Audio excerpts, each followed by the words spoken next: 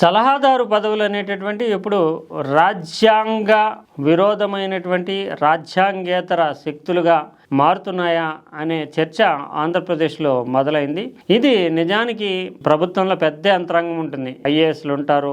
ఆయా శాఖలకు సంబంధించినటువంటి నిర్ణయాల్లో చాలా కీలకమైనటువంటి పాత్ర పోషించేటటువంటి వాళ్ళు. ఇంకా కమిషనరేట్లు, డైరెక్టరేట్లు ఇలాగా ప్రతి శాఖ కూడా రకరకాలైనటువంటి నిపుణులతోటి నిండి ఉంటుంది. దాంట్లోకి ముఖ్యంగా ఆయా శాఖలకి మంత్రులు నేతృత్వం వహిస్తారు.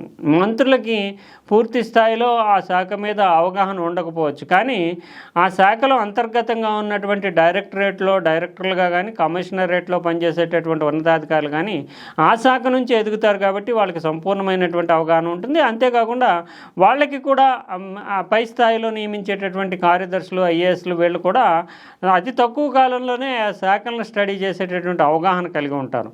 ఇది ఇలా ఉండగా వీళ్ళందరినీ కాదంటూ సలహాదారుల పెత్తనం ద్వారా ప్రభుత్వ పరిపాలన సాగించేటటువంటి వ్యవహారం అనేది ఇటీవల కాలంలో చాలా ఎక్కువగా మారింది.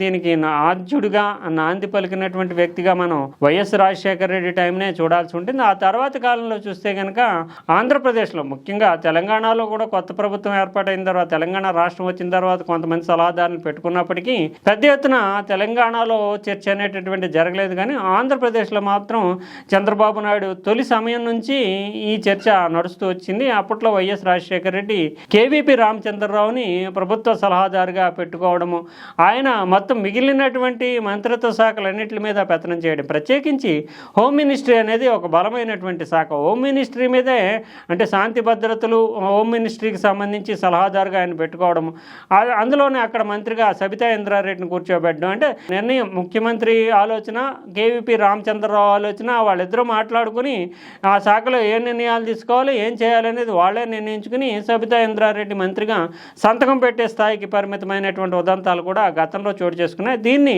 ఉదాహరణగా తీసుకుంటూ, అంటే ఒక గుప్పెట పట్టడం, అంటే రాజ్యాంగేతర శక్తులే ఆయా శాఖలను నియంత్రించేటట్టు ముఖ్యమంత్రి ఆధ్వర్యంలో, అంటే ముఖ్యమంత్రి అన్ని శాఖలను చూడలేరు కనుక ముఖ్యమంత్రి ఆధ్వర్యంలోనే అన్ని శాఖలు పనిచేసేలా చూసుకునేటట్టుగానే ఈ ఏర్పాటు జరిగిందనే మనం చెప్పాల్సి ఉంటుంది. తర్వాత చంద్రబాబు నాయుడు వచ్చి కొన్ని శాఖల మీద ఆ రకంగా గుప్పెట పెట్టారు.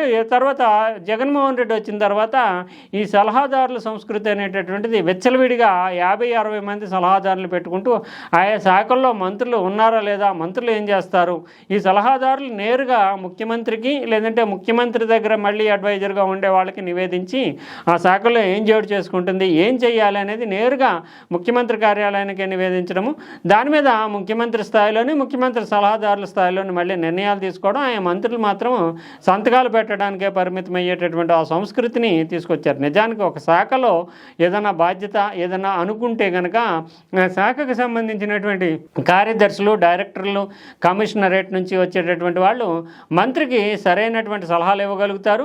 అందులోని మంత్రి ఆలోచన చేసిన తర్వాత మళ్ళీ ఎగ్జిక్యూషన్కి వచ్చేటప్పటికి, క్యాబినెట్లో పెట్టిన తర్వాత ఎగ్జిక్యూషన్కి వచ్చేటప్పటికి వాళ్ళే ఇంప్లిమెంట్ చేస్తారు.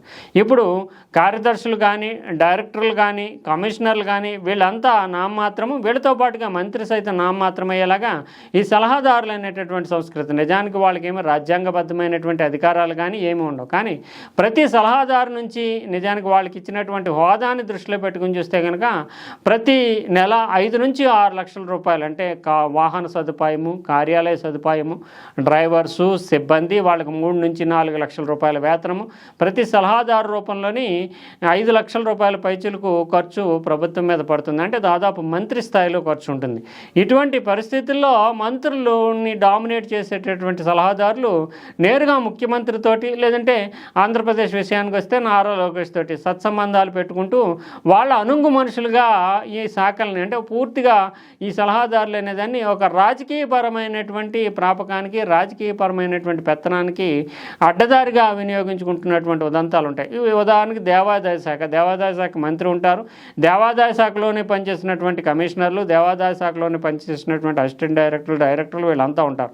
వీళ్ళంతా ఉండగానే మళ్ళీ దేవాదాయకి సలహాదారుని పెట్టడం అంటే మంత్రి ఏం చేయాలి? ఇంకా అంటే ఏమి చెప్పలేం. అంటే దాని మీద, ఆ శాఖ మీద పూర్తిగా పెత్తనం చెలాయించడానికి ఈ సలహాదారులు అనేవాళ్ళు ఉపయోగపడుతూ ఉంటారు. ఇక సమాచార శాఖ చూస్తే సమాచార శాఖ కమిషనర్ ఉంటారు, డైరెక్టర్లు ఉంటారు, చాలా పెద్ద శాఖగా ఉంటుంది. దానికి మళ్ళీ సమాచార శాఖ ప్రత్యేక సలహాదారు. అంటే ఒక రకంగా చెప్పాలంటే ఆయా మంత్రుల మీద సైతము పెత్తనం చేసేందుకు ఇటువంటి ఏర్పాటుని రాజ్యాంగేతర శక్తులుగా మార్చడానికి వినియోగించుకుంటున్నటువంటి ఉదంతాలు కనిపిస్తున్నాయి. దీనికి వైఎస్ రాజశేఖర రెడ్డి నాంది పలికితే అంతకుముందు సలహాదారులు ఉన్న ఆయా రంగాల్లో నిపుణులను పెట్టుకుంటూ ఆనరరీ అడ్వైజర్స్ కింద వినియోగించుకునేవారు.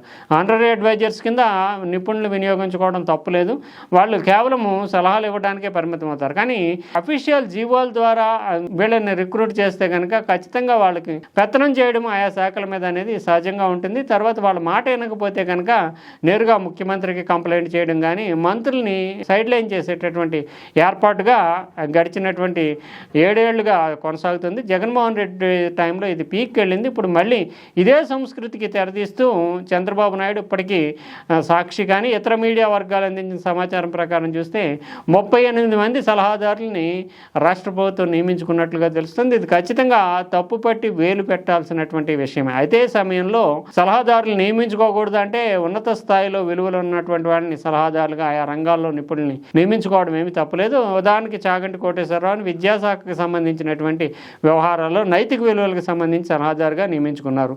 ఆయన ప్రభుత్వం ఇస్తానన్నటువంటి వాహనం కానీ కార్యాలయం కానీ సిబ్బంది కానీ తనకు అవసరం లేదు.